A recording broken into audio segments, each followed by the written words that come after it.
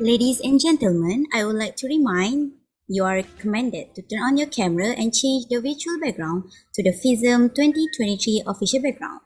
Please mute your microphone in order to avoid any noise, interference, and distraction during this program. Thank you.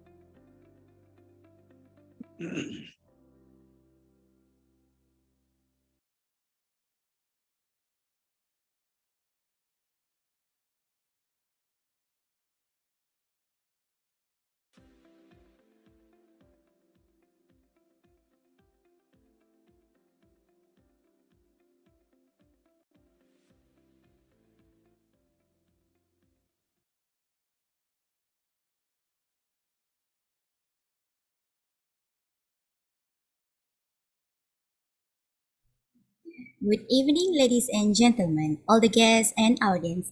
We are about to begin our webinar session. Please have a seat and make yourself comfortable. Thank you.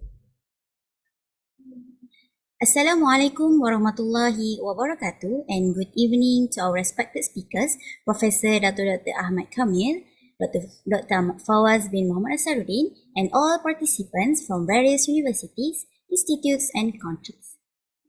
All praises to Allah Subhanahu wa Ta'ala for giving us a chance to gather virtually through the Zoom platform today to participate in this FISM 2023 program. The title for our talk is Relevant or Not to Make Gold as the Main Backup Currency. I am Aina Insyirah and have been given the task of being your moderator for this evening. For the topic of this slot today, we will have two speakers. This talk will be started by our first speaker, Professor Dato Dr. Ahmad Kameel, and then continued by our second speaker, Dr. Ahmad Fawwaz. Every slot by speaker will be around 40 to 45 minutes. Start with our first speaker and then second speaker, and we will continue with a Q&A session lasting around 30 minutes. Participants may ask any related question during the Q&A session by raising your hand and turning on your microphone or by stating it in the chat box. For your information, we will have a quiz related to our discussion topic at the end of this slot. So, before we go through our topic, I would like to formally introduce all of you a little bit about our first speaker today, Professor Dato Dr. Ahmad Kameel. Currently, Professor Dato Dr. Ahmad Kameel is the Dean of Faculty of Management and Information Technology in Sultan Azlan Shah University. Professor Dato Dr. Ahmad authored the books of the Islamic Gold Dinar, The Theft of Nations, and Real Money. Professor Dr. Ahmad also has been the Managing Director of Z Consulting Group, founding Chairman of the Movement for Monetary Justice Malaysia MMJ, and have PhD in Finance degree from the University of North Texas and Master's degree in Economics from the International Islamic University, Malaysia. So, without wasting any time, I would love to invite our respected speaker, Professor Dato Dr. Ahmad Kameel, to share about whether gold can become the main backup for currency. Alright, Prof. Dato Dr. Ahmad, now the floor is yours. Please be welcome, sir. Thank you, Sister Moderator. Is it clear I'm speaking? Yes, clear. Okay, yeah. Okay, Bismillahirrahmanirrahim. To my fellow speaker, Dr. Ahmad Fawwaz bin Muhammad Nasarudin, and also all of you out there, Assalamu alaikum and a very good afternoon. First of all, I will start by saying thank you for inviting me to talk on this topic, and like to congratulate that you all from USIM is a student body, right? Yeah. Congratulate you for organizing this this event, especially the topic is a very relevant topic. Yeah, it's a very relevant topic. So, would you allow me to share my slides? Yes. Because you need to allow me, yeah, from there. Okay.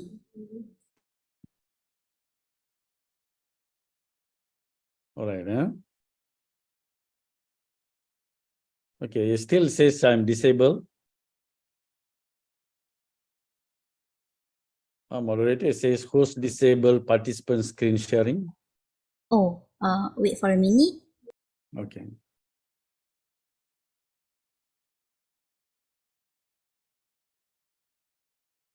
Okay, now I can do it. Okay. Desktop.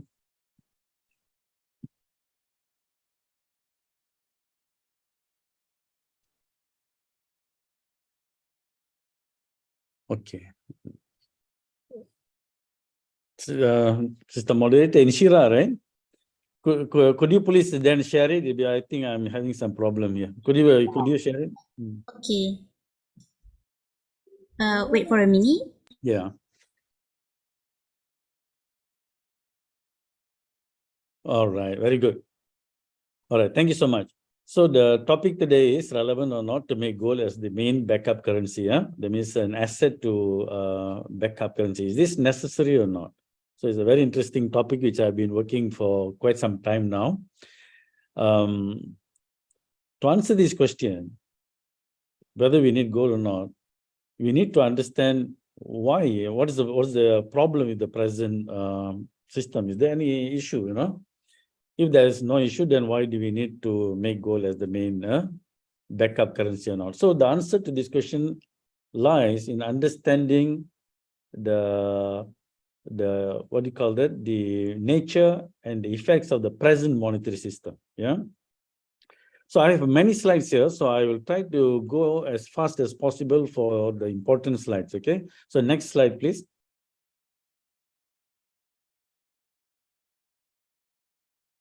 All right. Can you see you all are very familiar with these sustainable development goals, right? All of us are familiar. Many of us are working on doing research on these areas. But what many people don't question is that what made all these areas to become unsustainable? What? Yeah? What? There must be a reason for all these areas to become unsustainable, and we are talking about sustainable development goals.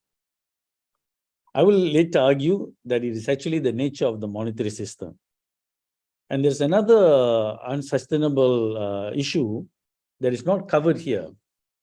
That is, on the next slide, you can see that many developed nations are facing shrinking population, right? And this issue has been highlighted by many people, including even Elon Musk has been even talking about this lately. Yeah. So what is the problem? So what if nations shrink? Many nations, they want to reduce their population, some would argue. But actually, when the population keeps on shrinking, in the future, you will have labor shortage in almost every sector of the economy. So many nations, including developed nations, like entire Europe, Japan, South Korea, you just name it, almost every nation is facing this problem. So when there's a shrinking population, there'll be aging problem. That means most of the people in the economy will be mostly old people. Slowly it'll be old people.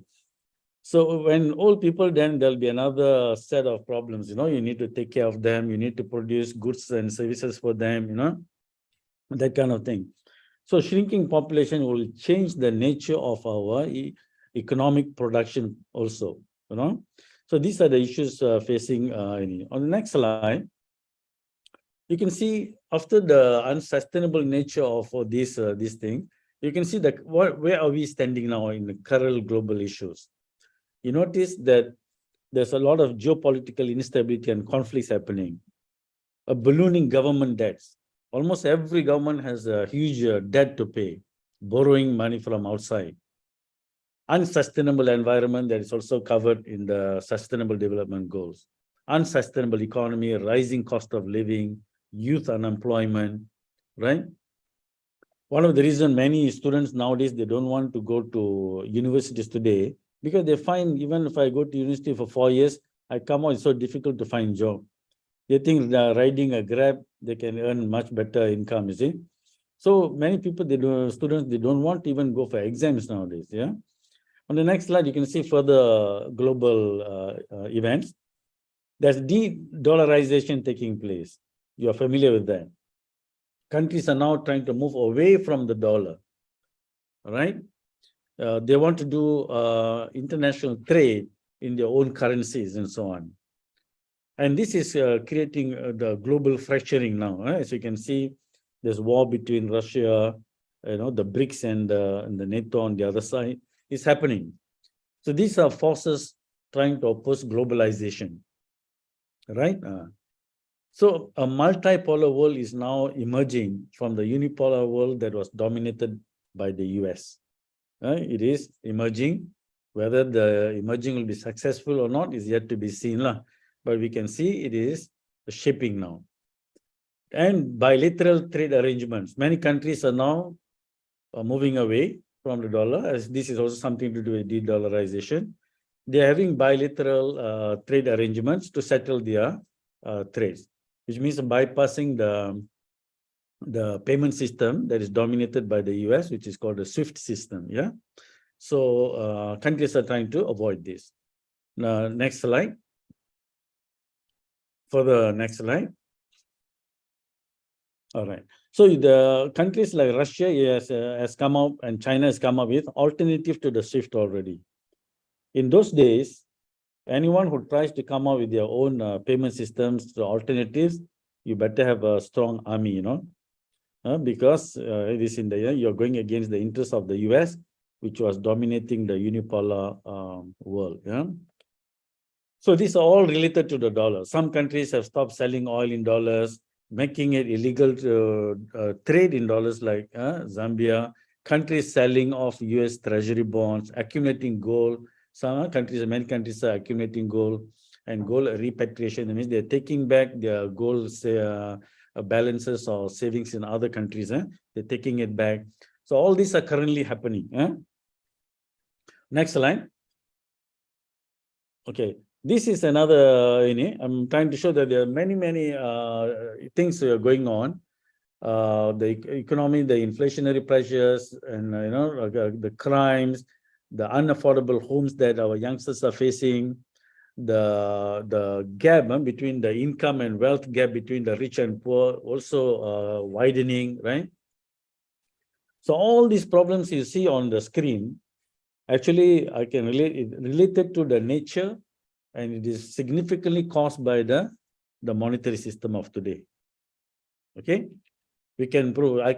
We can even talk each one of them separately. So what is the problem then, you might ask? So the problem is, you can see on the next slide. The problem is when the Bretton Woods ended in 1971. What is Bretton Woods? When the dollar was the only remaining currency redeemable for gold. Only, $35, 1 ounce of gold was the link. All other countries, they were not required to back their currencies by gold. This is what we call Bretton Woods system. So when it ended, so the entire world became only fiat money. Fiat money means money that is not backed by gold or anything that has value.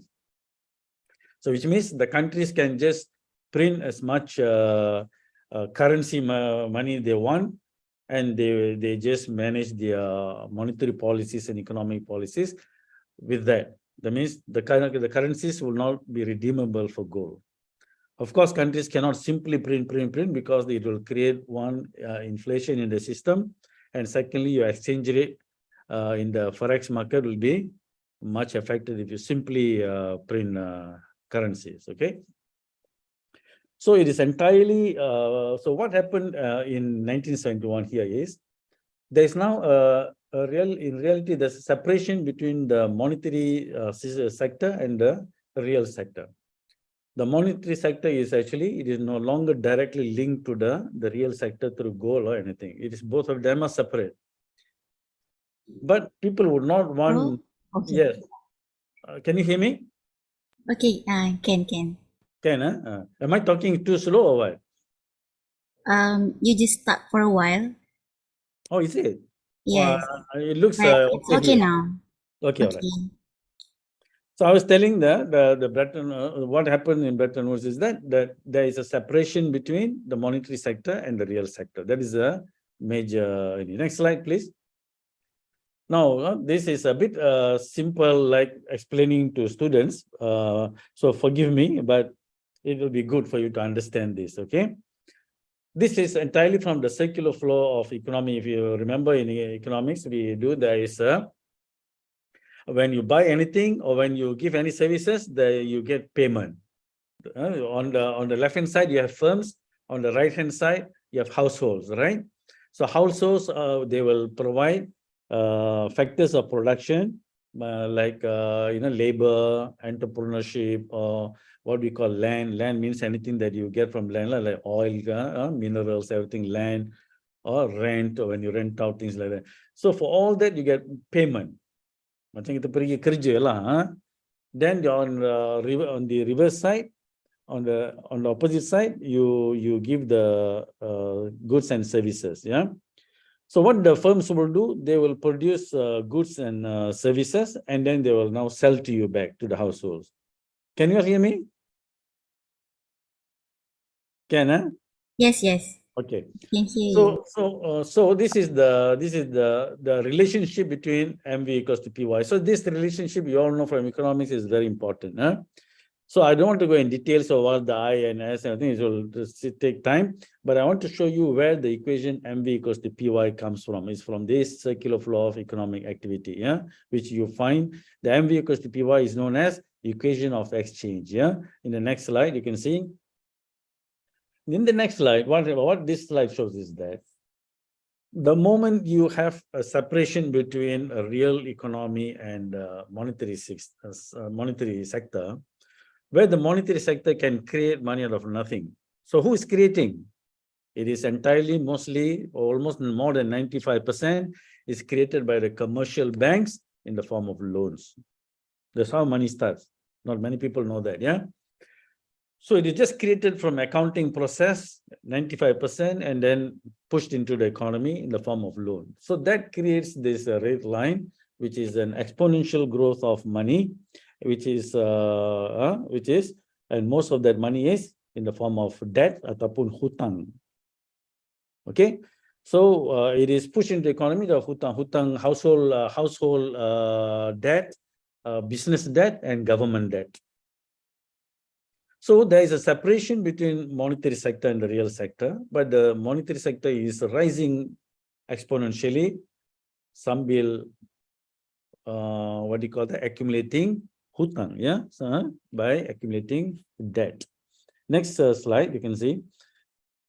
So you can see what famous monetarist, Nobel laureate, he's a Nobel laureate, Milton Friedman said, inflation is always and everywhere a monetary phenomenon.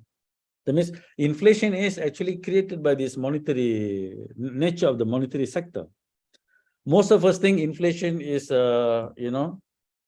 something that is part of life. Because when we, from childhood, we see the price are always growing, right? So we think it's part of life, but you can see from the graph, earlier graph, it is because the money is growing exponentially, because we have a fiat monetary system. On the next slide, I want to show you some data. And this, okay, MV equals to PY, you all know this. I don't have to, I want to show you the data. Okay, you hold on here for a while. Now I want to show you, M is the money supply. Can you go to the earlier slide, please? Okay. No, go back, yeah. See, M is the money supply, V is the velocity of money circulation, P is the price level, and Y is the real output, yeah? So now, when PY is the nominal GDP, P times Y is the nominal GDP. You look at the equation, you can tell that money supply must be less than the nominal GDP. Because why? Because there's velocity that is circulating there. That means the money is circulating in the economy and creating economic activity. Therefore, for a certain amount of nominal GDP, you don't need that amount of money. You need a small amount of money because there is velocity of circulation. But look at the data for Malaysia on the next slide. Can you look at the next slide? You look at this slide. From 1986 to 2020, the money supply, which is M1, I'm taking M1. And then on the right-hand side, you can see GDP at a constant price. GDP on a constant price is the real GDP, all right? The real GDP.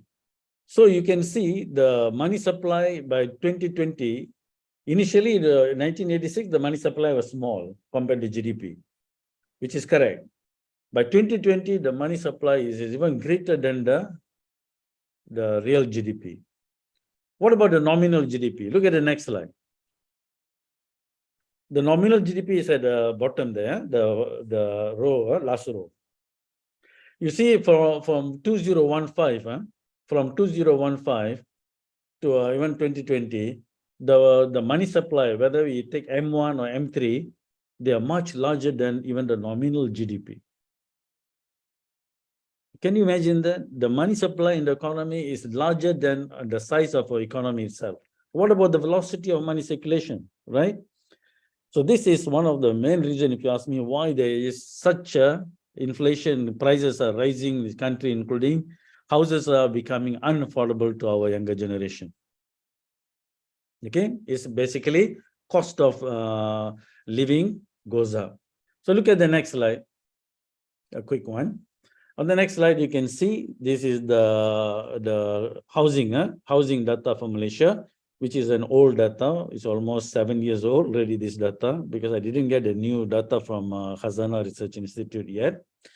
You look at Malaysia's, the one in the middle, the median multiple affordability for home is 5 already. Kalau 3, then it's affordable, 3 and below. 7 years ago, it was already 5, which is what? We call it seriously unaffordable, right? By now, it is severely unaffordable already.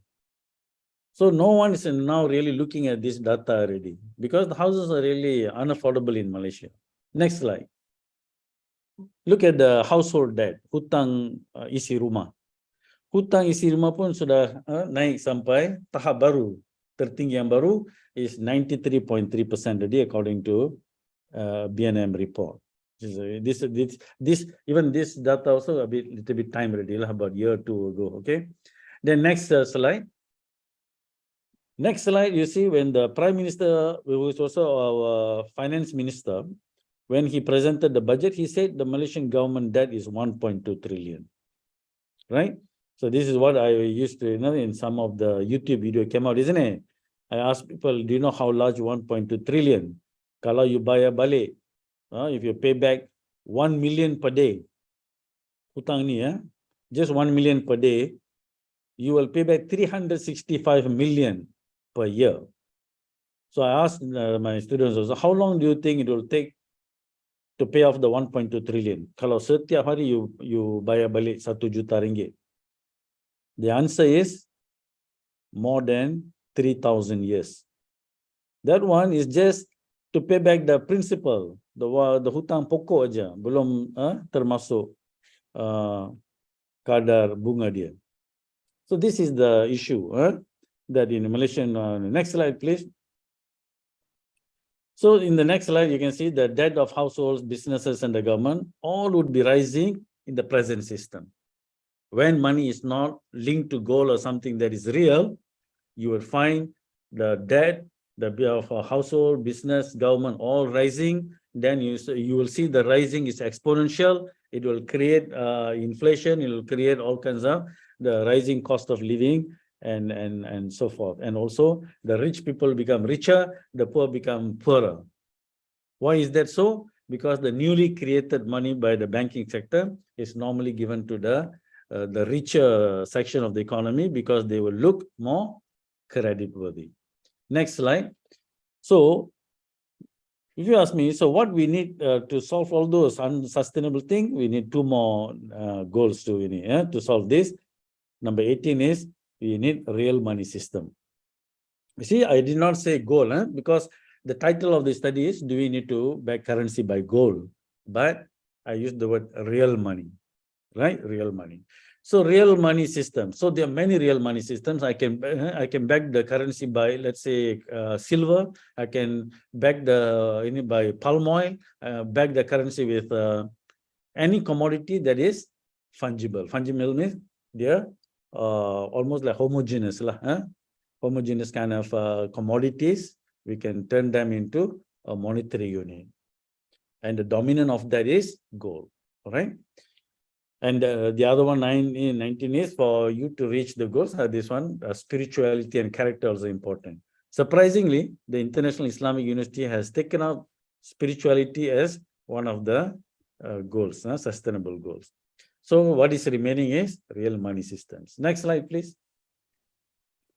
A famous monetarist, Bernard Lighter, also said this. I showed this in many because this is organized by students. I like you to get this book and read it. This famous monetarist is saying, money is the missing link to sustainability. I would certainly agree with him. We're all talking about sustainable economy, sustainable, what is necessary is the issue of money. Okay, next slide. So now let's go back to Malaysia a bit. In Malaysian history, gold and silver were the main money. Couple of centuries ago. In 1760, the first, what do you call that? Not the 1760, 1860 only, the money was changed from gold, silver to paper money. Paper money was introduced, right? So on the next slide, you can see that, you see, now this is knowledge for many of us, not many of our students, so the original ringgit was actually a 20-gram silver coin. And then the gold kupang means, the gold kupang of Kelantan is 0.6 gram of gold. Because the logo, isn't it? There's the logo of Bank Negara on it. So not many of us know, isn't it? The original ringgit was 20 gram of pure silver. So if you had this 1 ringgit today, it is equivalent to about 80 ringgit of silver. The content of silver alone is about 80 ringgit value already. Next slide. So this is again Malaysia, 1860. You see the red point. Mercantile Bank in Penang later became Hong Kong Bank and so on. So these banks, when they were brought in after the trade settlement, these banks started to print pieces of paper as money. That means fiat money was introduced in Malaysia a long time ago, as you can see, because these were not redeemable for gold. It is just paper money. So, and then you can see on the next slide. On the next slide, you see. So this is a contour of one of the paper notes issued by the Board of Commissions of Currency Malaya about 100 years ago. About 100 years ago, you see 10,000 ringgit, just a piece of paper. That 10,000 ringgit is equivalent to 10 million ringgit of today. They have purchasing power.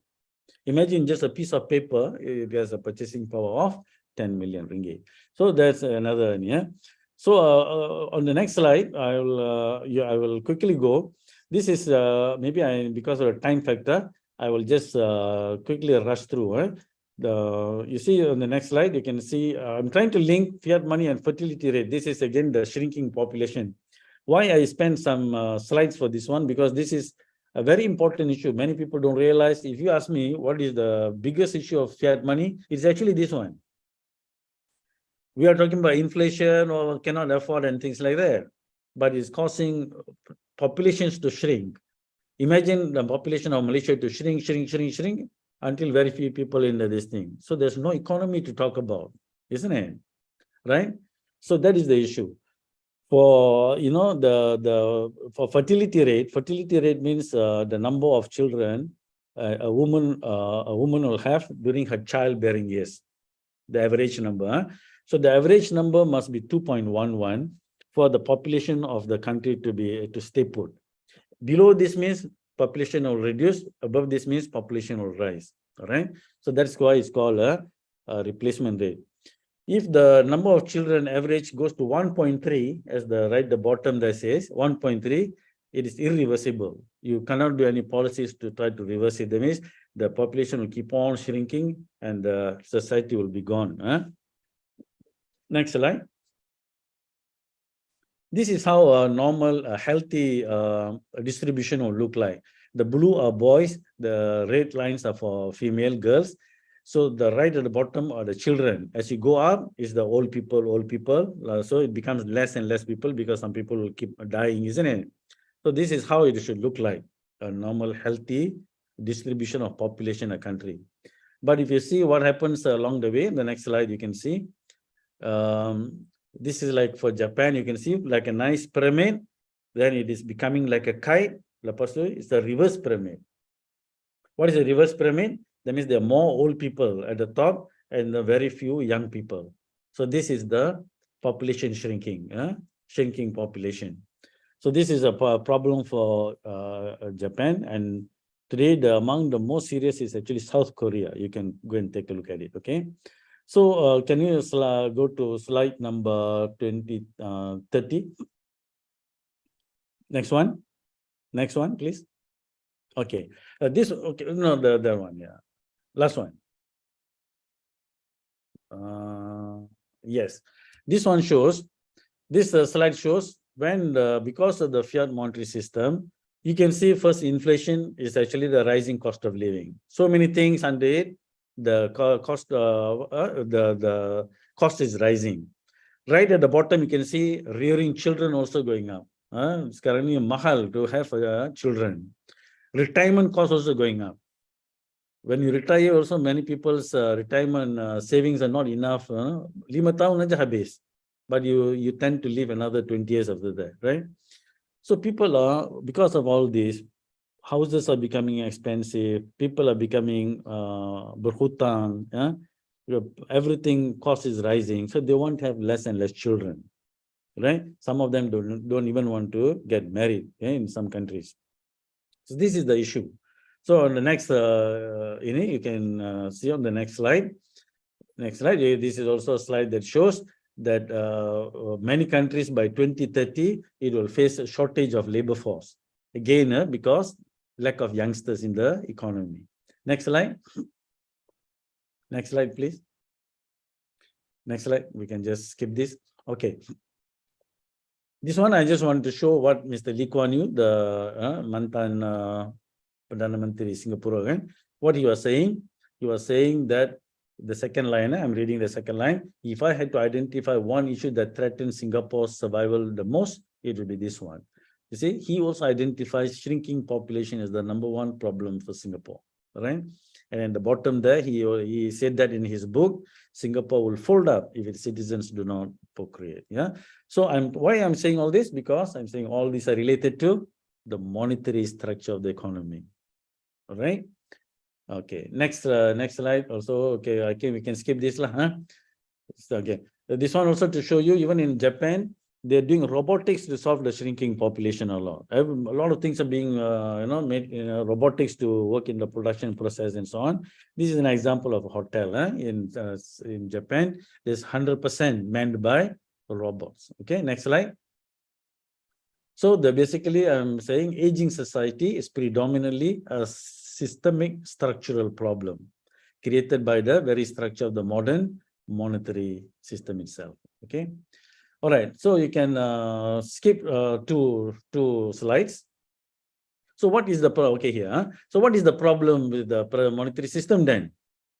The problem is right at the bottom. I said there is actually no stable measure of value. Money is supposed to be a measure of value. You're going to value whatever we are buying, whatever we are trading.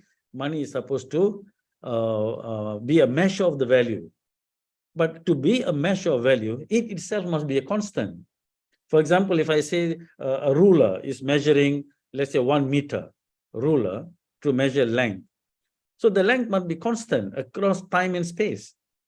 I cannot have a meter that is constantly changing. Or today the meter is like this length, tomorrow is like this length, Imagine the meter is also moving length. Imagine the weight, kilogram, keeps on moving, changing. Or yesterday 1 kilogram is like weight like this. Now 1 kilogram is like this. Then we cannot really do They cannot be a measure for weight or measure for length, isn't it? Similarly, but the currency is all the time moving up and down, isn't it? In the exchange rate, forex market. So there is no stable measure of value. That is the actual problem of the monetary system, what I've highlighted all this while. Okay, next, so what do we do? What do we do to solve the problem? So we need to solve the line that is going exponential, the present monetary system. Where the exponential line comes from? One, because it's fiat money. The second, because it is created in the form of loan at compound interest. Compound interest by structure is a exponential function. Get it? So we need to make the red line be parallel to the green line, which is the real economy. How do we do that? First, you need to make money also linked to the real economy. Get the link first. That's where the when you say the word backed by gold, that's where the link, backing, the link first, so that it is related to the real economy. Secondly, the money cannot be created in the form of loans. Yeah, so that there is no the exponential function growth. So we need to do these two. So from Islamic perspective, on the next slide, you can see. Sorry for interrupting, Prof. Yeah. Ahmed Kameel. Yeah. I would like to inform you that we have only 10 minutes left before 10 we minutes. pass our second speaker. Yes, 10 minutes. All right. Okay. Thanks. All right. So we have the from Islamic perspective, there are two things need to be done. When we talk about real money means money that's linked to the real economy. Money linked to real economy. So it has to be backed by some kind of commodity. Number two, the principles must be based on risk-sharing principles and not risk-free principle. So risk-free principle is the interest-based financing system. Risk-sharing is like musyarakah, mudarabah, dan sebagainya. So that's risk-sharing. So these are the two we need to solve the problem. But according to the title of today's talk, is the real money. So do we have to back money by gold? As I mentioned to you, not it has to be. It can be. It can be means gold is one of the items because we are using the word real. So it can be backed by silver. It can be backed by any other metal. It can be backed by oil, palm oil, and things like that. But naturally, gold will dominate. Okay, next slide. So I'm coming from movement for monetary justice. As you know, that I'm the founding chairman, co-founder lah, not alone. Yeah. So you can see this is our targets. Today, number one, we have fiat money were issued by commercial banks mostly. Most of the money is issued by commercial banks in the form of loan. We want to target fiat money issued by 100% by the government. All right. So when we say 100% by government that means you may have to go for public banking. That means some of the commercial banks converted into banks owned by the government and sebagainya. The concept of sovereign money or the modern money theory, you can Google all these words, modern money theory and sebagainya. This is what we are supporting, including the CBDC. CBDC is the central bank digital currency. But the one we have a certain caveat that it must be controlled by the government, not somebody from outside controlling our money issued by the central bank. Okay. Number three is, next step is 100% digital fiat money issued by government with netting arrangements. Because netting ataupun dalam our Sharia is called muqassa. Muqassa system to me is a fantastic system. We need to bring that. So for the final trophy situation is, we will go for gold-backed money. It can be even gold-backed cryptocurrencies and all those with a netting arrangement. Ultimately, it's gold-backed. Why? Only when you link money to gold, all the problems I mentioned just now, inflation, all this, everything with the housing pricing, debt and everything, and unsustainability can be solved. Remember, let me repeat, the issue of unsustainability of economy, environment, all this can only be solved when money is linked back to the real economy. Okay, so this is a very strong statement. I think that is the reason why many of these advanced nations are facing shrinking population and they don't know how to solve it. Right, the problem lies in the monetary sector. Next slide, please. So what is happening globally now? As you can see, China sees new world order with oil benchmark backed by gold. You see. And then on March 26, Chinese government issued the first long-term oil trading contracts denominated in petro yuans. And then you can see next slide. You see during the Ukraine crisis, when America put sanctions on Russia, Russia sets fixed gold price as it restarts official bullion purchase. You see? So it's linking Russian ruble, which is its currency, to gold. 5,000 ruble equals to 1 gram of gold. It's like going back to gold standard. So that's why the dollar is shaking, So one, the dollar is shaking because of someone is linking their currency to gold. Secondly, a lot of currencies are moving away from the dollar because of that de-dollarization. Jadi the dollar is in trouble, so they have to increase the interest rates to keep the dollar exchange rate up. All right.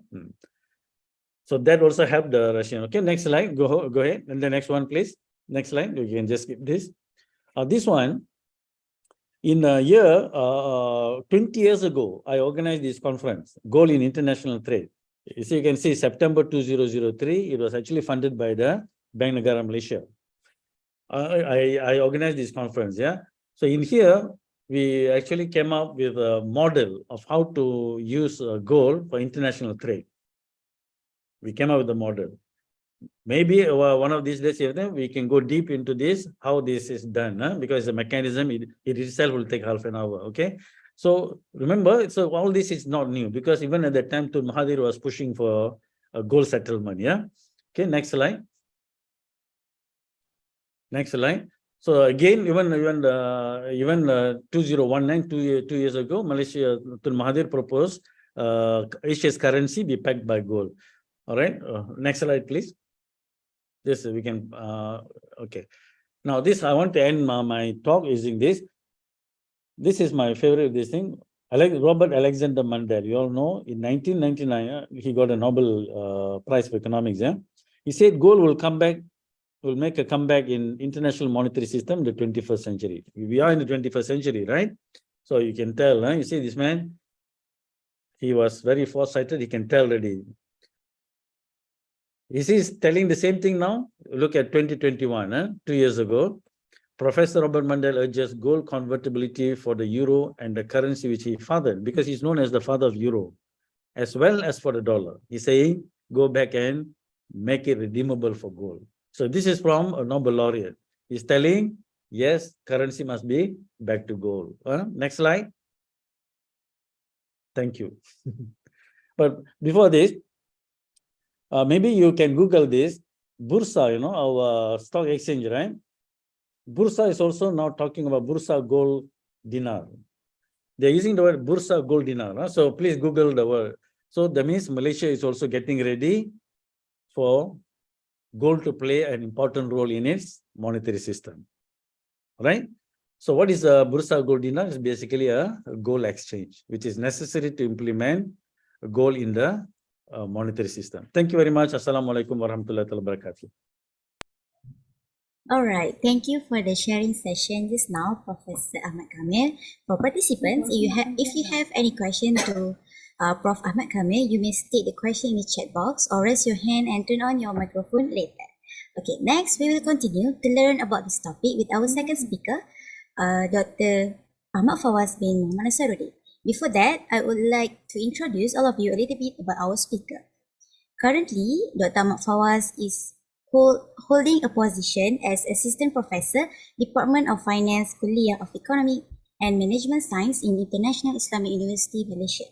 So his achievements include a Doctor of Philosophy at University Putra Malaysia, UPM, and a Master of Science in Finance at University Utara Malaysia, IIUM. So without wasting any time, I would love to invite our respected speaker, Dr. Ahmad Fawwaz, to share about the topic. So, Dr. Ahmad Fawwaz will be focused more on whether or not to make gold as backup currency. Alright, Dr. Ahmad Fawwaz, now the floor is yours. Please be welcome, sir. Thank you, Sister Moderator. Can you hear my voice loud and clear? Very clear. Yes. Okay, thank you. Okay, allow me to share the screen, please.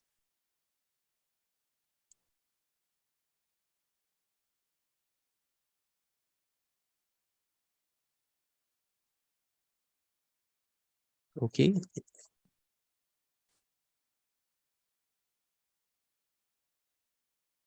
All right, just hang on.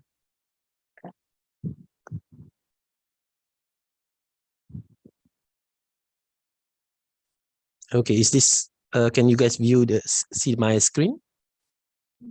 Yes, Doctor.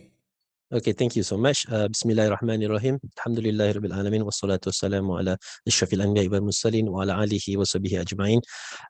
Thank you, Sister Moderator. Thank you also for the committee for inviting me and to join this wonderful program, the FEM International Student Mobility in 2023. Also for providing me a platform to learn and share some knowledge today. learning, especially because it is a very good opportunity to be able to see Prof. Kameel again. Prof. Kameel, perhaps I should make it clear, was supposed to be my boss at IIUM. Unfortunately, he left when I was just about to report it for duty. So it was my misfortune, perhaps, okay, to be able to be under your wings, perhaps, Prof. But it is an honor to be again with you. Anyway, before I begin, let me make it clear that I am not really an economist. My forte, my area of expertise is actually more on investments, or to be more specific, on the behavioral finance. Okay, so later, if there were several questions later on comes out, perhaps, and if the question gets to be a little bit technical, allow me to tai chi all the question to Prof. Kameel, okay? All right. On serious note, let's now have a look at the slides here. Okay, the title given is on the whether or not to make gold as the main backup currency. Now, I divided my slides into 3 different parts. On the first part here, part A, I will discuss a little bit, sharing somewhat on the currency system, the fiat money that we have right now. Part B would be mostly on goals, and then part C to perhaps come out with certain verdicts of whether or not we should change the systems and revert it back to the gold standard that we used to have. Okay, so let's go and start. All right, a little bit of history in terms of the usage of gold in the past. Now, prehistory shown that the system used as a monetary item, perhaps we can say, back in the prehistory time was mostly using the barter system, of which at that time people tend to share their, perhaps some of their herds, animals, cattle, even shells and some of their goods in order to get whatever things that they need from their neighbors or from their other peoples in the society. Things started to change again in years 1000, between the year 1000 and 500 BC, of which there were evidence that some instrument money were made by metals being used in China. Of course, China itself during that period already have a very large dynasty. Okay, later in the year 640 and 630 BC, sorry, I couldn't see my slide fully, so I need to have a clear look here. Okay, between the year 640 and 630 BC, there was also an evidence of the first real coin base being provided by the Lydian kingdom in the Asia Minor. Now, the Lydian kingdom here is perhaps somewhat forgotten by most people in Malaysia. Perhaps the nature of us here, we talk more about the Egypt, we talk more about the Rome, we talk about the China dynasty, but not much about the Lydian kingdom. We need to talk about it because perhaps to their inventions in terms of printing or minted the first gold should be considered as a new achievement and a real invention during that time. Remember, this was what, almost 3,000 ago. Okay. In fact, the name Lydian here is still being used in some of the, perhaps some countries, especially in Europe and Turkey. To be very clear, Lydian here is actually a modern Turkey. The terms, if you ever heard the terms to be as rich as Croesus, for example, is actually referring to the last king, or the last, kita kata apa? Yalah, the last king of Lydian. Okay, of which they before they were being defeated by Cyrus the Great, one of the perhaps well-known name figures in the history of the world, the founder of Persian Empire, in fact. So before Percy, there was actually Lydian. Right. So the most important invention perhaps for Lydian is the fact that they come out with this idea of introducing the coin based on gold and silver. Okay. Moving forward, around the age of 465 and 454 BC, then we start to have some of the Greece country issuing coins with golds, and then they also printed the name of the states on it. Now, this is also a new invention at that time, of which it allows us to study history, perhaps with some more accuracy, given the state's name and some of the years transcribed in the print on the coins. Moving forward, later we come to the age of 37 BC and 14 AD. Oh yeah, laju sangat kan. BC here, of course, is before Christ, and 14 AD here, the terms AD here refers to Anno Domini, or in Latin is Anno Domini. In simple English, we can say in the year of the Lord, because they calculated 0 AD is the year of the ialah pemahaman mereka is the year of the birth of the Jesus of Nazareth yang kita kenali sebagai Nabi Isa. Anyway, so they started calculation that time. I hope you also get familiar with it because the way we calculated BC is different. We calculated it in reverse, from 1000 to 0. And then starting from AD, from the birth of Jesus Christ, as they claimed so, we will calculate it one by one, from 1 to 1000 or 2023 that we are right now. Now, coming back, in terms of the goals and perhaps some history here, the founder of the Roman Empire himself, the Caesar Augustus, or perhaps better known as the Octavius or Octavian, renewed the Roman coin system. Again, more importantly, he set a standard of 1 gold equaling to 25 silver at that time. So everything were based on golds and associated often with some other commodities as mentioned by Prof. Kameel, such as silver. Octavian here, if you watch some movies perhaps or watch some documentaries especially, would be very familiar and very well associated with some of the most kita kata famous name in world history, especially because he is the person who basically together with Mark Antony to defeat or to kita kata to defeat the Roman Republic and change it into a certain empire. And he also some of the person who will always be associated with Cleopatra. Kalau pernah dengar nama-nama tu kan. So sorry lah, I tend to get you to take you into some of this history as well kan. Kita sama sambil belajar tu, kita sembang-sembang juga sejarah. Right, moving forward between 800 and 1000 AD, then we started to have some more monies being printed, being created, and at this moment we have the likes of Tang Dynasty and also Song Dynasty, both in China, coming out with their own materials for Tang Dynasty. Due to the shortage of precious metal, they started to come out with credit notes.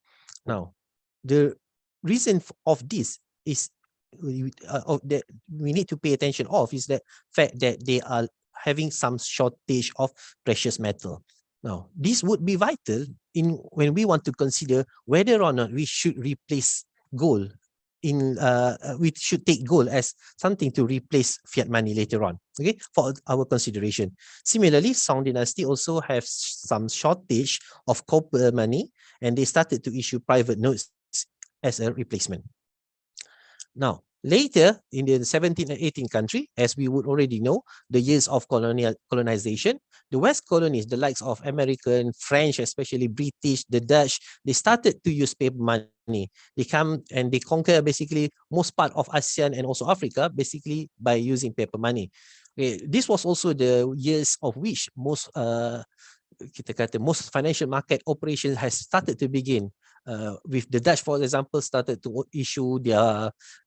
have some kinds of financial exchange, stock market exchange, I should say, in their country.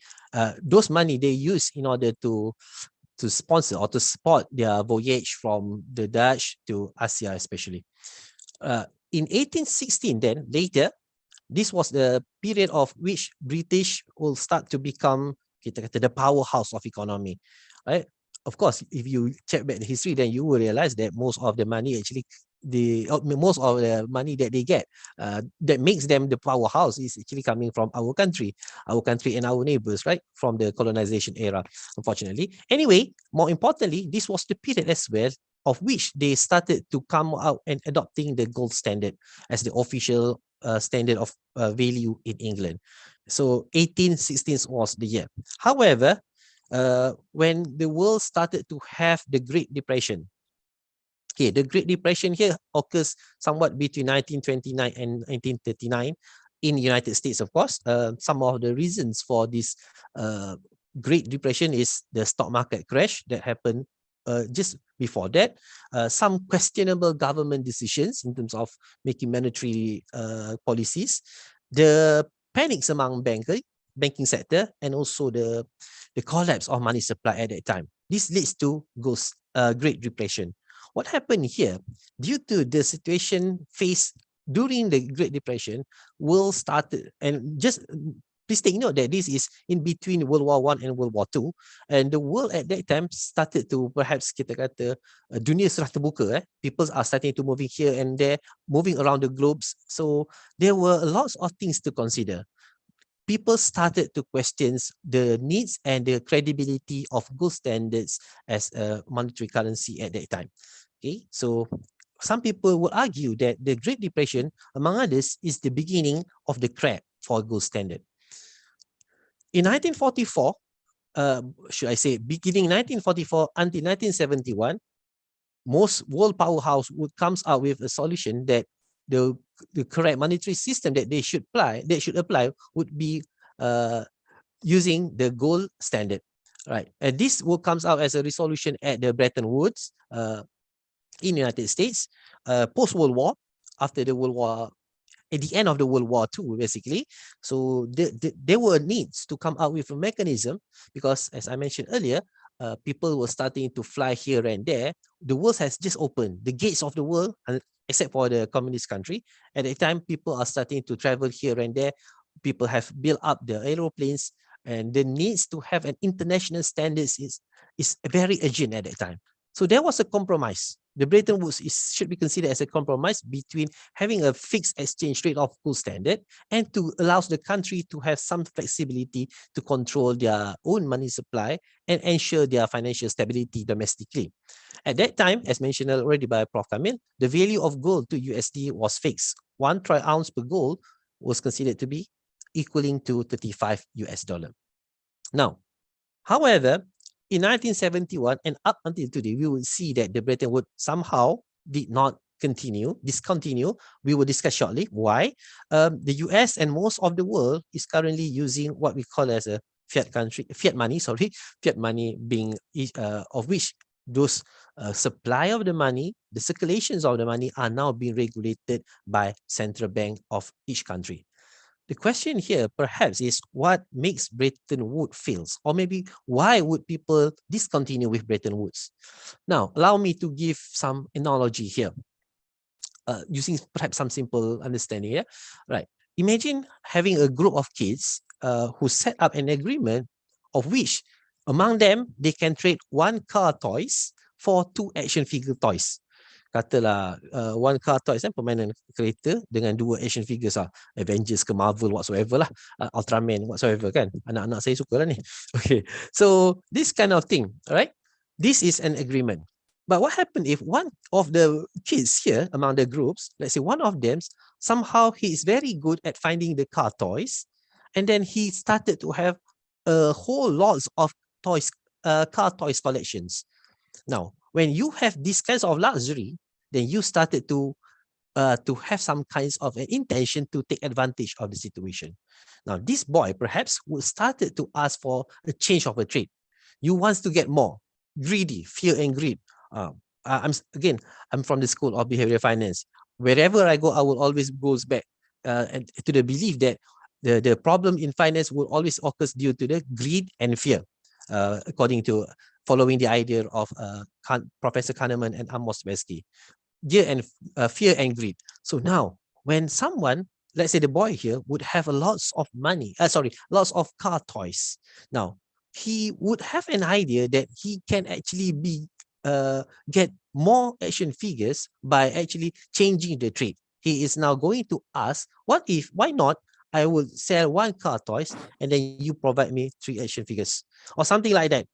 Now, everybody will try to use their advantage to actually somehow violate the rules. Other friends will surely be not happy with this. They will feel that this is unfair and they will start to argue, and they will also demanding that the agreement should be flexible and perhaps to be changed, allows them to change the agreement. Now, this is actually the real issue why Bretton Woods collapsed, because countries of which initially agrees to have some kind of a fixed agreement upon it suddenly feels that they will need to change the fixed rate of which everything was being pegged to US dollar, equaling to 1 gold equaling to $35, right? So they wants to now change that fixed rate. So in the case of Bretton Woods, some countries started to have that domestic financial problem. Okay, some of their products were unsellable. They need to increase their export. They need to increase or reduce their import. and they need to have more interaction with outside countries. They need to get more things into their domestic country. But the problem here is they feel that the agreement is somewhat belittling them. The agreement does not favor them. So they now ask for the change of the agreement. So bila dah semua orang asyik keep on pushing on that thing kan, kalau kita fikir mudah lah, bila seorang kanak-kanak tu dah mula nak tukar, other people also would started to ask, let's now change the agreement, let's make it more flexible. And when they started to have these kinds of setting, these kinds of idea, it leads to the, kita kata, the collapse of Bretton Woods. I would say philosophically, this would be the reason why Bretton Woods collapsed. Of course, there are other elements, okay? But perhaps we can also look into it from this kind of idea. Right. Now, what happened now with the now that we are living in a fiat in a system depending very much on the fiat money, what are some of the issues and limitations of this fiat money? Actually, it's a lot. Not to say that the system is totally useless, or not to say that the system is not having any kinds of benefits at all. But some of the issues lingering around the idea of fiat money would be here. I try to summarize it.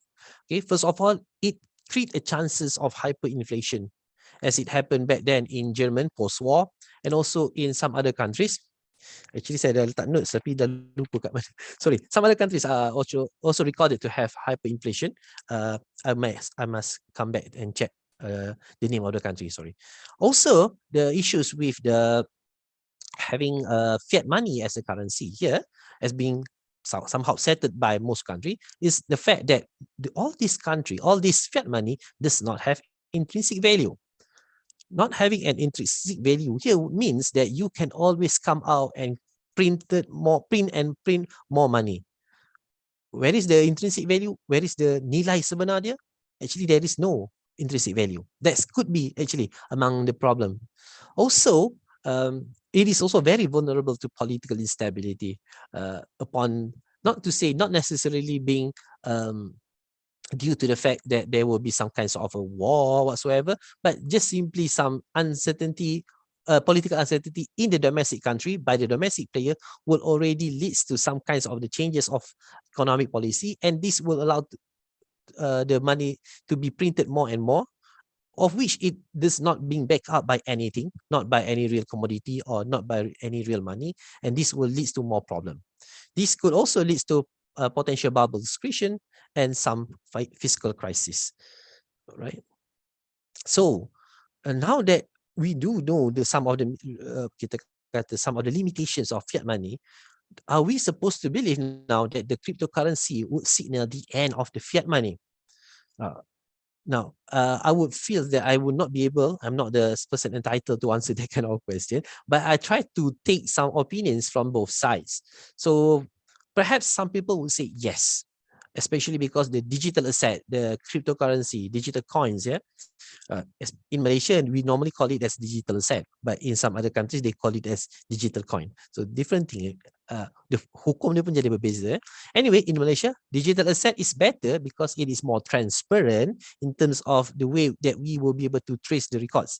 Of course, there are the flaws dia kat situ. Anyway, also digital asset could actually eradicate the needs of fiat money because it will not being bounded by any more kita kata fees across border. You will have a very low transaction cost. You can use, for example, Bitcoin in US, in Malaysia, in Zimbabwe, in any countries at the same standard. You don't really need to change your money. Also for financial inclusion, especially for individuals without access to traditional banking services. So perhaps cryptocurrency would be better, and this could spell the end of fiat money. In fact, more recent evidence when Russian attack or invade Ukraine somewhat last year, more people in Ukrainian turns to crypto. They change their money, convert their money to crypto, and now use crypto because it is easier, rather than using fiat money, and using crypto is much easier. So they turns to crypto in order to fleeing Russia invasion in 2022. Okay, but there are also some ideas, some opinions that would say no. although cryptocurrency is now here, and lots of people would say that cryptocurrency is the future, but it does not necessarily means that this will be the end of fiat money. But why? Now, let's be realistic. First of all, governments will need to have some kinds of controls in order to maintain the economic stability and to regulate things. So they cannot just simply allow other peoples to have a total control over their monetary system. So due to this, cryptocurrency will be there, but fiat money also should be there, according to most regulators you will see. It also would require a substantial legal changes and international coordination. What if some of the countries agree and some will not agree? How are they going to have any kinds of interaction? Maybe it can be solved, but it will take somewhat kita kata a very huge effort and belief by the participants and perhaps the proponents of the cryptocurrency. But would fiat money still be there? We do not know. Okay. Next, cryptocurrency also in fact have their own issues. Some of the issues is the scalability issues. Although you can argue that you can always buy cryptocurrency in smaller volume, but it is not that simple as you might think. Traders tends to argue this for sure. The price volatility also. So if you argue that cryptocurrency should spare the end of fiat money, then some proponents of fiat money would say no, because cryptocurrency is too volatile.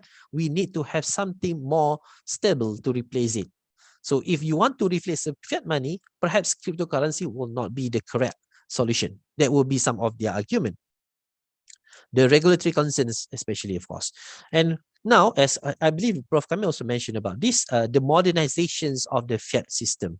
The bankers, the regulators of most countries now are currently issuing or introducing the CBDCs, the central bank digital coins.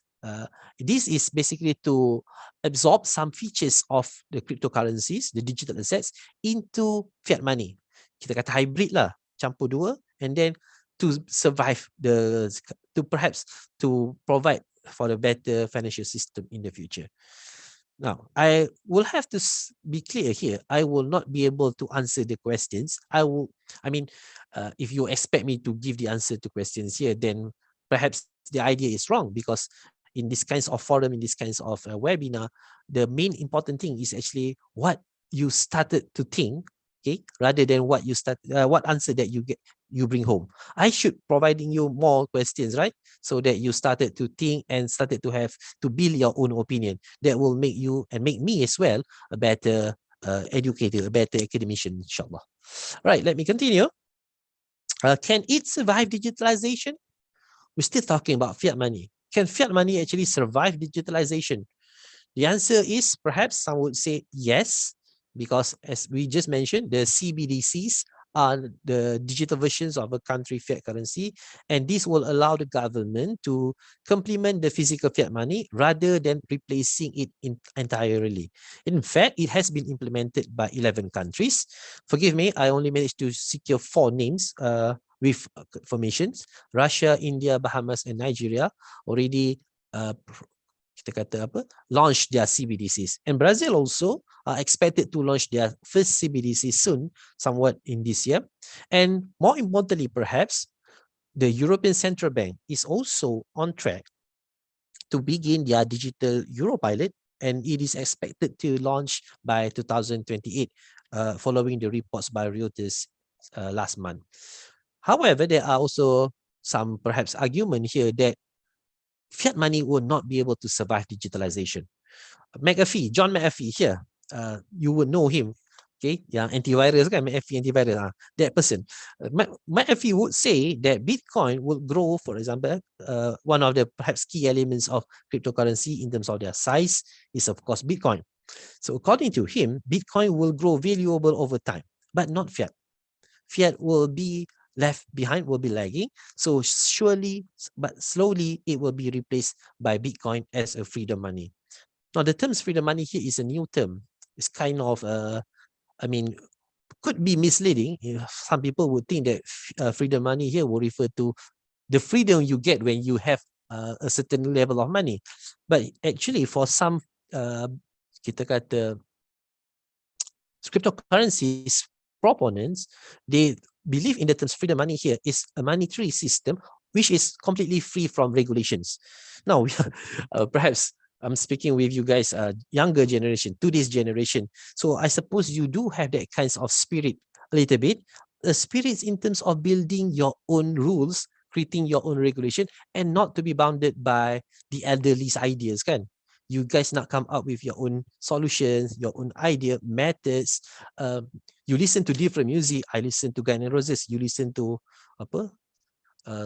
Lagu-lagu terkini lah yang of which I'm not so very familiar with, kan. So different generation will have different solution. The spirit, perhaps, kan, the epitome of the spirit for younger generation nowadays is that you are fighting for something of which you will be able to speak your own volume without being kita kata hassled by any kinds of regulation. So freedom money here, I believe, according to John McAfee here, is a kind of spirit showing to perhaps to allows people to not to be controlled anymore by any kinds of system, to have a system free of regulation. Is it good? Is it bad? Do we need a regulator? Again, I do not have an answer to that, but it is something perhaps for us to ponder upon. Should we allow the system operates without regulation? Regulators, can it work actually? So your generation, you demand these kinds of things, but you must also be able to think from both sides whether it will actually be something good or whether it will create more unnecessarily problems in the future. All right, so I'll leave it for you guys to think perhaps. Now, let me move to the second part. This will be part B. In terms of goal, let's have a look into some of the items that I prepared here. Okay, these are some of the usage of goal in retrospective. Saja letak gambar-gambar berkilau-kilauan tu, guys.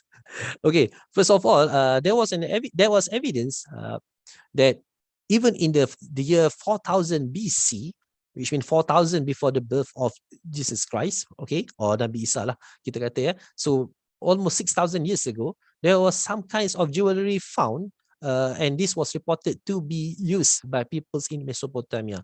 Meaning to say, the appreciation of gold was already there back 6,000 years ago. They use it, of course, for jewelry, and some of them use it for idols, for worship, sembah-sembahan dia, kan. Mesopotamia ni, of course, one of the earliest civilization, and would be very important for us to understand how they started, why they started perhaps to appreciate golds. It must be some reason, but why? What are the reasons? Perlu dipelajari lah. Okay, also in 1550 BC, there was a discovery that peoples back in the Mycenae, okay, would be using these kinds of gold, especially while preparing a death mask. Bila mati, tradisi diorang ialah diorang akan bina mask, topeng mask, dan pakaikan di muka, and then letak shilling kat mata. Okay, are you familiar with this thing? Kan, benda lama lah ni. Okay, and this kinds of tradition was made famous after the discovery of the mask of Agamemnon. Siapa Agamemnon ni? He was the king of Mycenae when they were fighting the Trojan War. Kalau you biasa tengok cerita Troy tu, adalah watak dia. Kan? There were questions whether these stories of the Trojan horse, kan, kuda Trojan berangkat, kan, there were questions whether these kinds of story written by Homer, whether this is a valid story or whether this is just simply kita kata fiction. But the discovery of the gold mask of Agamemnon here would actually pointed that this could be somewhat, the person in the story, the likes of Achilles, the person like Hector, semua tu, nama-nama tu, kan, Helen of Troy, okay, they could be real. Perhaps the story was a little bit exaggerated, but it could be real. It could be real because of this, because of the discovery of this mask. Some people will argue, still with these kinds of death mask, is it valid? Okay, so I do some kind of searching. I found out that archaeologically study would prove that the mask is actually even longer than the expected date of the event. Meaning to say, the mask is 100 years before the event. So perhaps it was being, I do not know.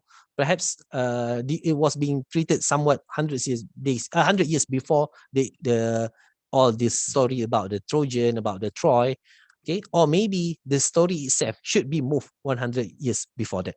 Okay, just nak cerita kat sini macam mana the appreciation of goals throughout the years, throughout perhaps since the existence or the creation of the world is there. People are somewhat appreciating goals unlike others items. Okay, then in the years 1500 BC, there were also some discovery in terms of ancient empire in Egypt. They made gold as the first official medium of exchange for the international trade, and this was especially being done in the state of Nubia. Nubia is nowadays somewhat between Egypt and Sudan, if I'm not mistaken, somewhat between Egypt and Sudan, across along the Nile River, Sungai Nil. So ada tamadun di situ, and this Nubia will normally being made famous because of these kinds of kita kata gold creations. And in fact, until today, you will have a product named Nubian Gold, yeah, very famous among. If you are a gold collector, then you would be able to understand it. Okay, later in 1350 BC, Babylonian also discovered a method called the fire assay to test gold purity. Now, the terms fire assay here is the same term and the same process being used today by scientists, by biologists, by chemical in their procedure to test the quality or the purity of the gold. It was created by Babylonians years before, 1,000 of years before. Later, we also discovered that the appreciation in terms of the golds by the peoples in Chavin civilization in Peru, okay, they all manufacture goods, kita kata persembahan ialah idols using golds. Okay, the point here is the appreciation of gold is very high. What about the modern world? In the modern world, the usage of gold can be found in, of course, jewelry, and it also still rather used as a symbol of high social status. Raja-raja, orang kaya-kaya, aristokrat, kayangan-kayangan kan, they tend to have these kinds of golds. Okay, also as an exchange currency still, somewhat 50 years ago, as a gold standard, and also as an items in preparing some electronic goods. Okay. Now, what are actually the factors that could affect the volatility of golds? Now, related to that, the demand and supply of gold would be determined by those factors earlier, by those usage. The usage in terms of jewelry, in order to create some technologies or electronics, so supply and demand would be determined there. The investor sentiment, of course, the uncertainty of the market, and the value of US dollar. You might want to ask questions whether gold is highly volatile or not. Right, sorry, the focus here is on gold. So we want to know later on whether it is volatile or it is perhaps more stable as being people might perceive it. Okay, we will get to that shortly. But before that, we will go a little bit on the advantages of gold standard. Okay, some of the advantages of gold standard will include it will be able to prevent inflation to increase significantly. This one you can relate with the slides on of Prof. Kameel just now, kan? Of which governments and banks cannot manipulate money supply. They cannot overissue, right? It also will stabilize prices and foreign exchange rate. Everything will be in a very stabilized form because it is being fixed. Also, it could reduce the economic uncertainty because it has this kind of fixed exchange rate feature. But the disadvantages, however, ada juga.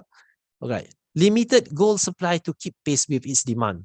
If certain countries or certain region, depending on their geographic location, do not necessarily possess many golds in their reserve or in their land perhaps, then they would have perhaps some issue to keep pace with the demands.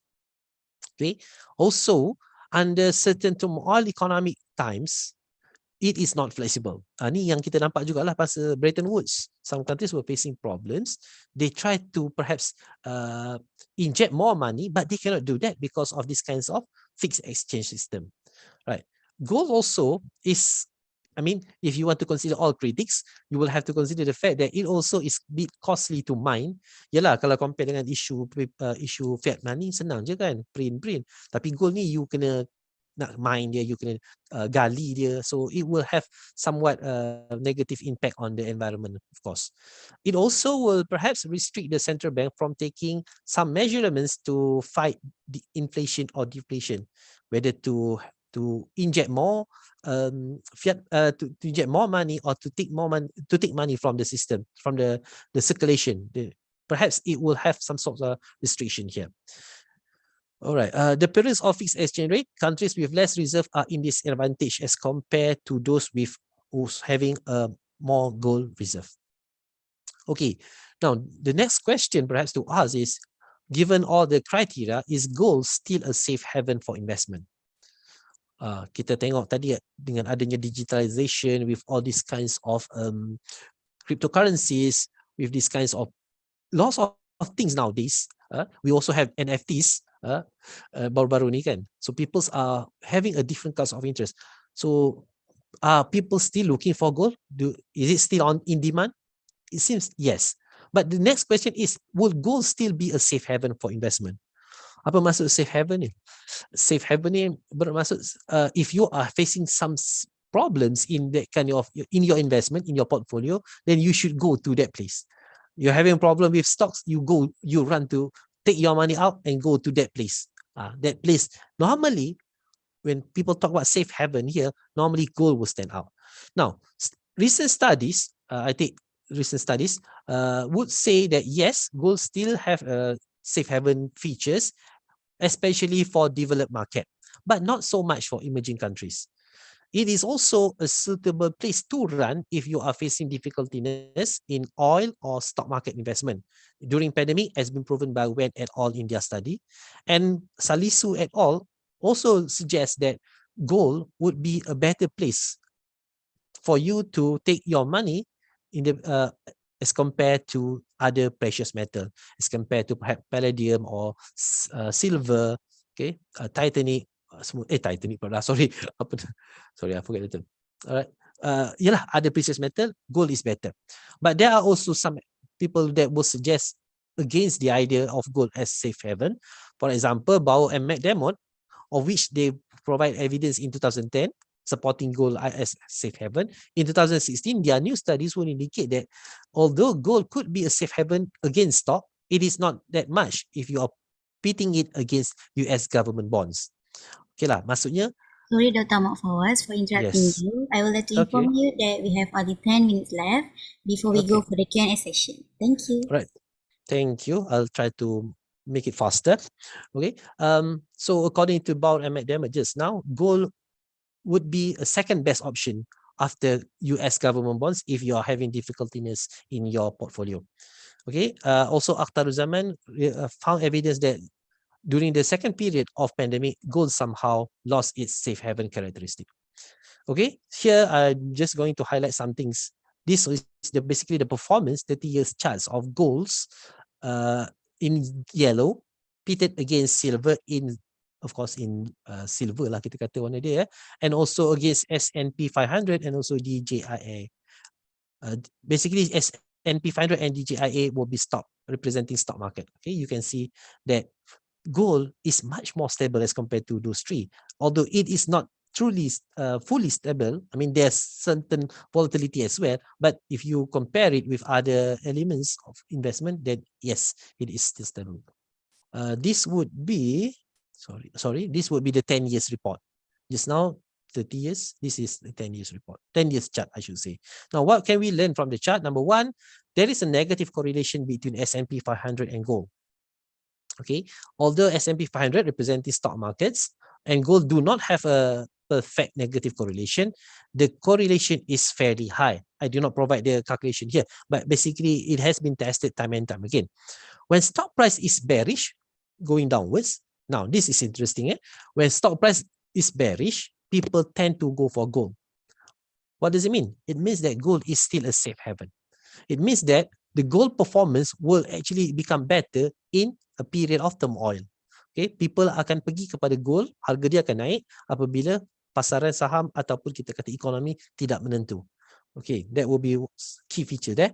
And also the price of gold also has some sort of a volatility if you consider the short-term movement. So for those yang maybe not invest in golds, you must be able to have kita kata certain resilience and patience to wait for perhaps longer than 5 years before your gold price would provide you better return. Okay, now the final part of this, should we revert to gold standard? Okay, yang terakhir lah ni. Should we revert to gold standard? The question is, can gold standard compete with digitalization? Again, we have two different opinions here. First, perhaps yes, we can say that gold standard can compete with digitalization with the new ideas being injected into the market. We now have the likes of tokenization, of which physical or digital asset could be represented in a certain ledger that will allows us to have greater transparencies across all transactions. So boleh, gold standard pun boleh dalam digitalization, no issue. It can also provide portability and safekeeping. And in fact, Russia and Iran, again, quite similar points pointed by Prof. Kameel just now. Russia and Iran also are working on the gold-backed cryptocurrency to push de-dollarization. Okay, so benda ni memang sedang diusahakan by some countries. Alright, but some would say no because it is very hard to convince people about the technology. Okay. In a study conducted by Pineda in 2022 last year, technically it is very difficult for gold to become the standard bearer of currency given the digitalization. His opinion is supported by the fact that he believes, number one, the images of crypto coins by the images of numbers of crypto coins by competing private currencies makin banyak. And secondly, the upcoming CBDCs. With CBDCs, then what chances do golds have? Dia macam menidakkan peluang untuk mewujudkan semula gold standard ni. Alright, so now my final slide here actually. Can gold standard solve the problem? Okay, I think I would not be the correct person to answer that questions. And in fact, kalau saya boleh jawab ni, maybe saya kena jadi Gubernur Bank Negara. Okay. But the idea here is to make you think and to make all of us to perhaps think and consider some other factors. It could be yes, it could be no. I would like to perhaps highlight some points related to this one. Having gold standard perhaps is not the only solution. As mentioned again, I totally agree with Prof. Kameel. What we should focus is not on gold itself, but actually to create a real money. Real money based on what is another point of discussion perhaps. But taking gold simply as it is, thinking that gold will solve all problems might not be the correct solution. And in fact, some perhaps most recent kita kata stories nowadays, the fact that BRICS, the Brazil, China, India, and Russia are actually in some kind of an initiative to come out to introduce a gold-backed currency. And you would surely understand that there's been a lot of raw and lots of people's feelings that against the idea. Of course, when I say lots of people here, you know where they were from. The Americans kan, ada orang tak puas hati lah. BRICS here, by the way, again, I will repeat, Brazil, China, India, and Russia, they are considered as, one of the, siapa nama? Goldman Sachs economy, Jim O'Neill, okay, sorry, I forgot the name. Jim O'Neill, he coined the name BRICS kat sini. He believed that by 2050, BRICS will be the powerhouse of economy due to the size, due to the population kan. Brazil, China, India, Russia. And if they can come out together with the idea of having a gold-backed currency, then this could be a real challenge to those people who stands in support of fiat money. In fact, there were also some articles being written claiming that these kinds of initiative by BRICS should be considered as a declaration of war. Sampai macam tu sekali ya. So kalau nak tahu perang dunia ketiga datang daripada mana, probably daripada ekonomi lah. Okay, it will always comes back with these kinds of questions. So I don't have an answer here. Please, perhaps no. That will be the end of my presentation. Thank you so much to the moderator. I'll pass it back to you. Thank you. All right, thank you so much. So based on the sharing just now, I believe in Prof. Ahmad Kameel's session, money should link to the real economy, so it can solve the unsustainable growth in the economy. So as an economic student, I've gained more knowledge for today's session, as the term quite familiar. Okay, so for Dr. Ahmad Fawwaz session, I believe that we learn about the history of gold in a very specific way, and gold is that it is relevant to make gold as a backup currency, but there are pros and cons towards that. So I hope that all participants can gain input from this session. So a huge thanks to Professor Dr. Ahmed Kameel and Dr. Ahmad Fawwaz for giving us a lot of new knowledge. Without further ado, let us move to the next session, which is Q&A. For all audience and participants, if you have any questions, you can raise your hand, turn on your microphone, or you can also ask in the chat box. You may briefly introduce your name and your university or institutions. And please mention the name of the speaker you refer to in your question.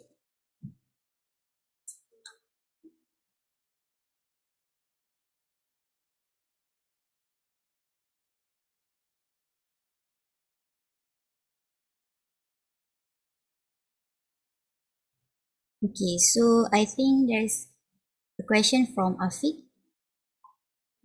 Hafiz. Assalamualaikum, Doctor. Can you hear my voice? Yeah, we can hear you. Okay, thank you. So, this question is for the first speaker.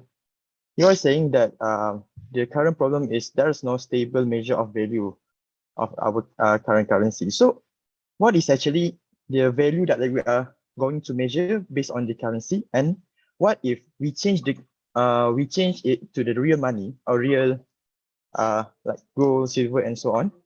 Can we measure it in clear? You get my question, Doctor? You're posing to Dr. Fawwaz, is it? No, Dr. Kameel. Or to me, yeah? Okay, Yeah, can you repeat the question again? You are saying that we are facing a situation where there is no stable measure of value Yes, correct. to our currency. Yeah, So correct.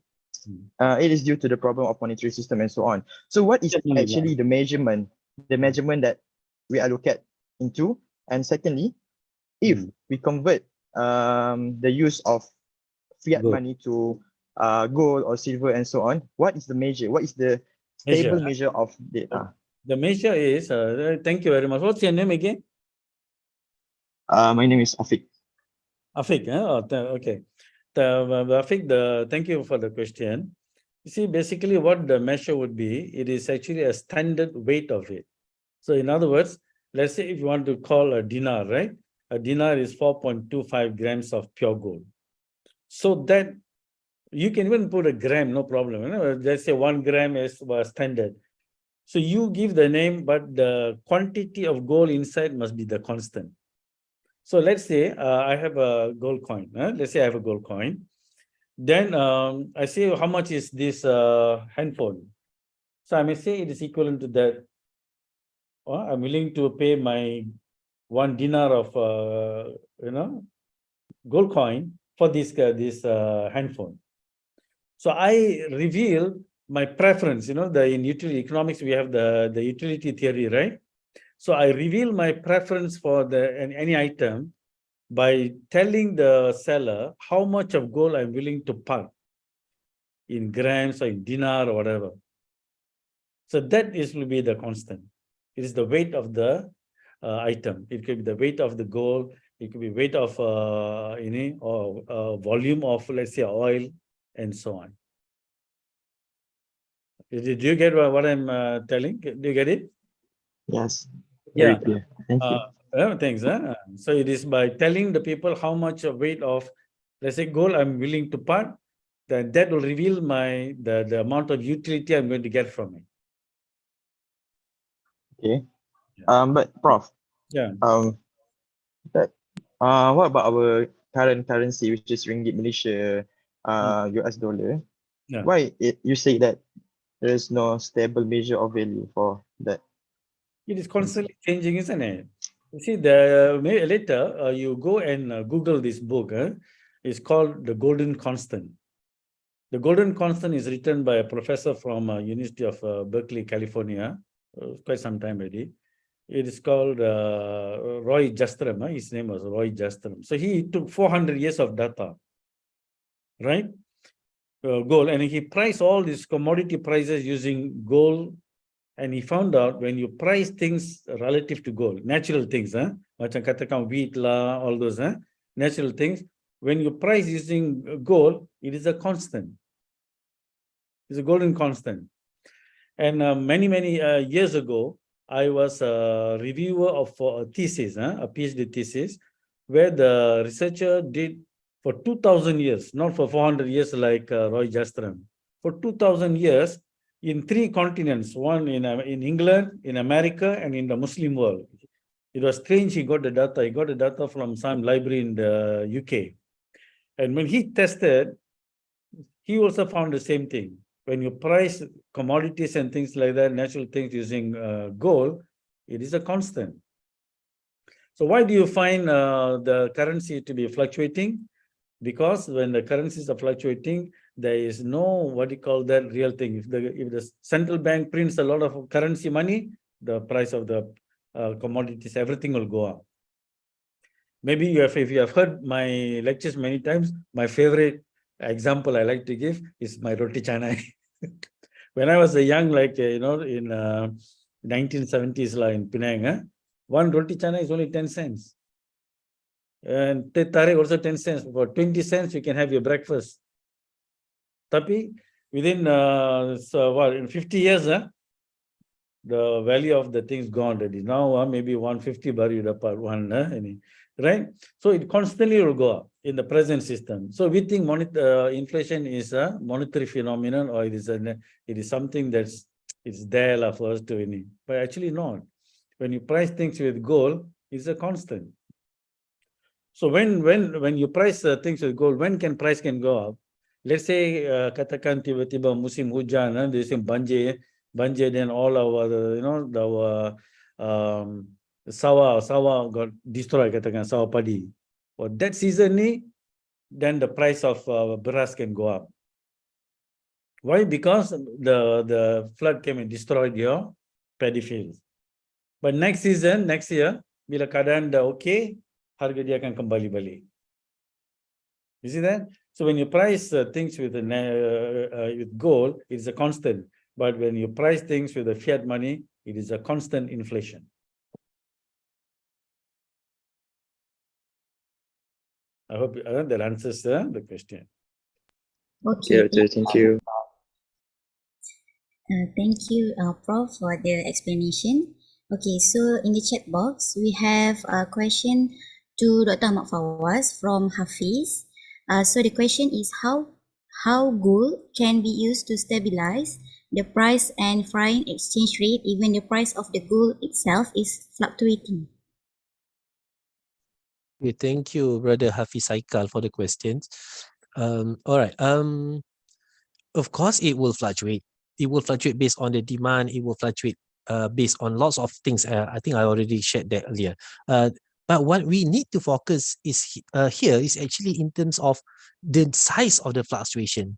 If you compare gold to any other commodities or perhaps any other items, especially fiat money, you will see that the volatility or the changes, the uncertainty size, kita kata the deviation from the original size is not that much. Okay, so that's the reason perhaps a simple answer to your questions. Actually, Prof. Kameel also mentioned the same thing. I was actually going to give some kinds of idea quite similar to that. When there are certain events, macam Prof. Kameel dia mention pasal banjir tadi kan. Of course, during that period, these are certain kind of incidents or events that will perhaps push the price a little bit beyond their normal value. But sooner or later, it will goes back to the normal value. And by having this kinds of stability, okay, dia memang kena ada lah fluctuate tu, normal. But not that much, not too volatile, not too, kita kata, erectile. So it should be okay. I think that will be my answer perhaps. I hope that answer your question, Brother Hafiz.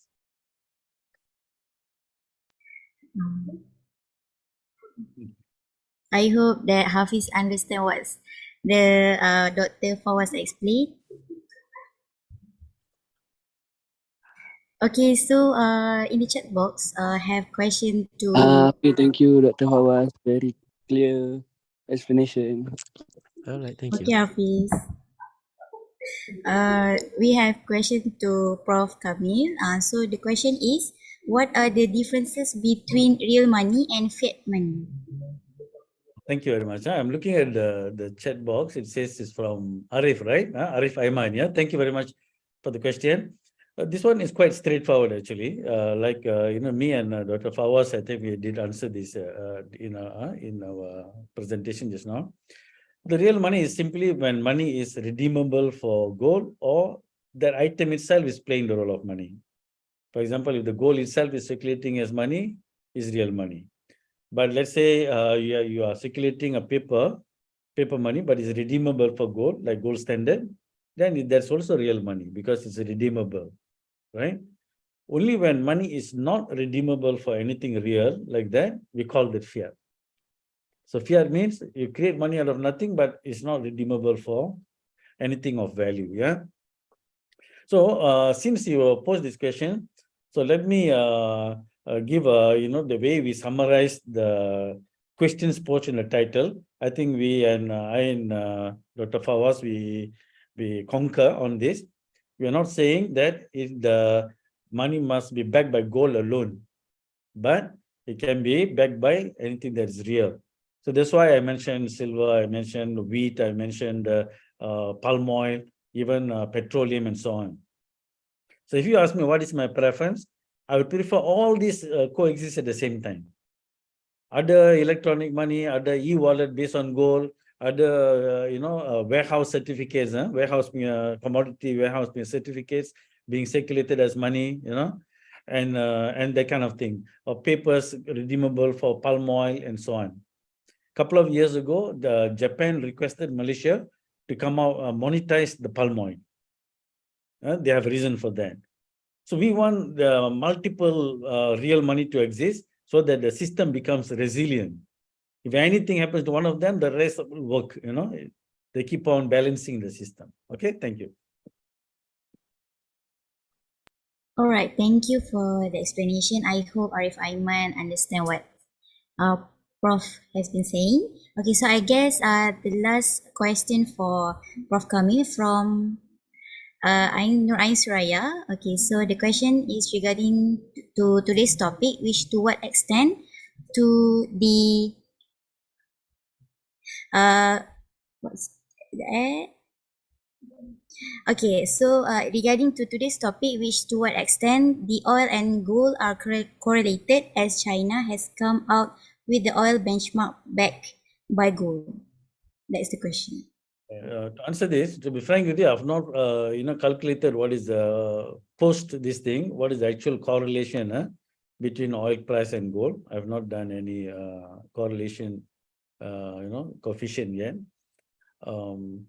But if you, this thing is that if you try to find some correlation after this event, you'll find a good correlation will take place. But this thing is that you can actually monetize oil by itself because it's a fungible asset, just like gold. They are homogeneous. What can play the role of money? You take the commodity, you ask these questions. Is this divisible? Divisible means boleh dipecahkan homogeneously. Yes, oil is homogeneous, gold is homogeneous, right? Can be divided, can be mobile, can be brought to elsewhere. It is, they all have a value, intrinsic value, right? It is also rare. So gold and oil, they have similar characteristics for monetary characteristic. Tapi the only difference is that oil we consume. Kita gunakan oil tu dia akan jadi habis ya. Tapi gold generally we don't consume.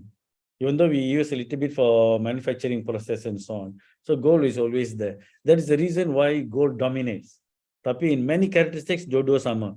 So we can use gold as money for backing. We can also use oil for backing. Thank you. All right, thank you, Prof, for the explanation.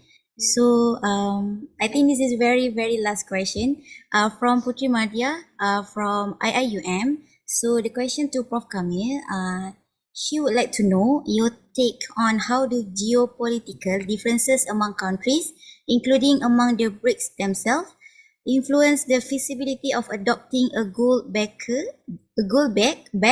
or other commodities currency system on a global scale? Thank you. Okay, this one, you can actually go and Google, BRICS itself is trying to come up with a currency backed by gold. Isn't it, Dr. Fawwaz? Yeah? I think you did mention, isn't it? Yes, true. I mentioned that. Yeah. Yeah. So the Fawwaz also mentioned it is already happening because they all can see, maybe because they can see gold is kind of, what do you call that? It gives challenge to the US dollar. They're all trying to de-dollarize. So gold will give that challenge. So currently they're all backing, they're trying to back a currency, creating a currency backed by gold. Whether they will continue to do it in the future, we do not know. It could be a war strategy, it could be, isn't it? Whether they'll continue to do that in the future, we don't know. But from knowledge of my economics, this thing, what my inclination is, try to do many kind of currencies backed by different commodities, monetary commodities, so that the system becomes resilient. You see, what happens when you do this kind of system, you will lose a little bit of efficiency. Kalau currency is only one, well, the system become very efficient. Tapi anything happen to the system, semua akan crumble down, isn't it? But when you have multiple systems working, you may lose a little bit of efficiency, but it will give you resilience. Okay? So itu yang my answer to, hopefully it answers. BRICS actually going for gold-backed system, and it can be implemented, what do you call that, globally. It can. After all, gold standard existed internationally. But one day, if you would like to listen to the model presented during the conference 20 years ago that I mentioned to you, I'll be pleased to share with you, because that model was actually presented by a former deputy governor of Bank Negara. Dia dah meninggal, arwah Dato Latifah American Chong. Dato Latifah American Chong was the deputy governor of Bank Negara. She presented the model. So one day you like to this thing, I can share it with you. Okay, thank you. All right, thank you. I hope it can answer Putri's question. Okay, so thank you so much to both of our speakers for answering the question and being willing to spend their time to share with us knowledge and opinion about the topic. Also, thank you to the participants for your questions too. I hope all this knowledge will benefit us. So we will end our Q&A session here. May response answer the question. As a saying goes, to every beginning there is an ending. Our sincere appreciation and utmost thanks to go to our respected speakers, organizers, and participants who are willing to spend their time to join this webinar program. We from FEM hope that all students can benefit from the knowledge that they have gathered during this program in the future. Okay. We would like to take a group photo now, and I hope all the participants can turn on their cameras to capture these memorable moments. Maybe we can wait for 15 seconds for everyone to be on camera.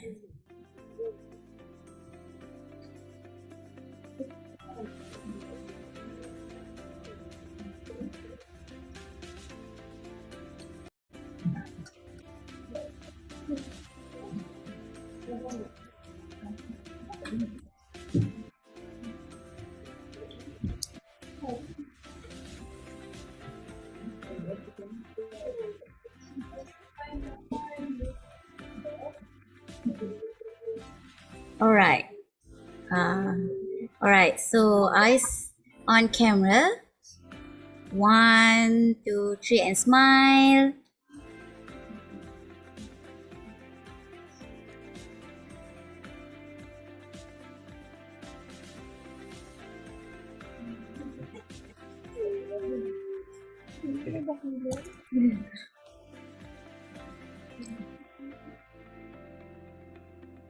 Okay, Dr. Insyirah and the team, thank you. Maybe one more time.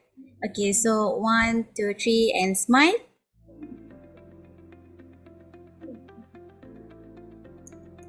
Okay. So thank you very much, Sister Insyirah and the team. Well done. And Dr. Fawwaz, inshallah, we'll meet again. Yeah. Alright, so ladies and gentlemen, well, I believe that we have Thank you so finally much, come Prof. to the end of our webinar. It has been a great day and a wonderful evening with all of you. Thank you for your presence. I hope that all my mistakes and shortcomings can be forgiven. So we close this webinar by reciting the speaker Farah and Surah Al-As.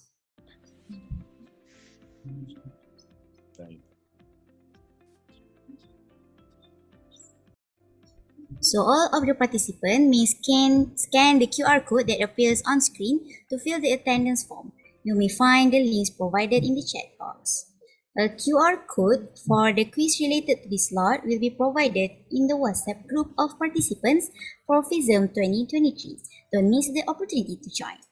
Okay, so before we end this evening slot, we have prepared for you the teaser video of the finalists of FISM 2023 Idea Presentation Competition. Let's look.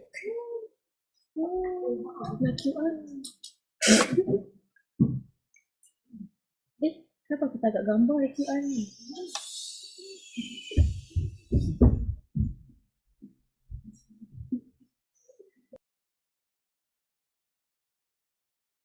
So see you all, huh? There is a video for finalists Okay. of tomorrow's session. Okay.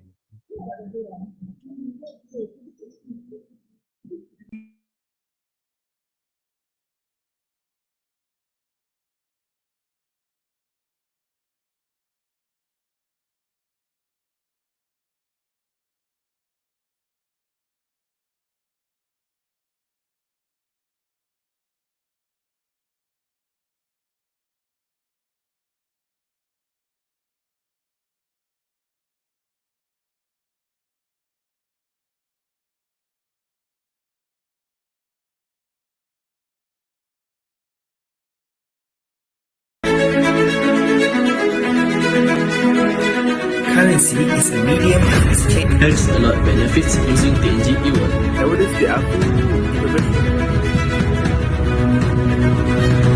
This digital era, transactions of buying and selling photos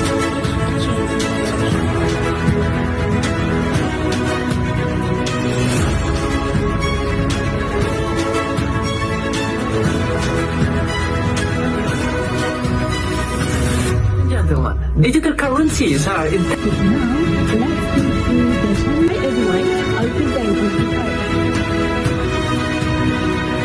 Today I would like to talk about that. I will present I will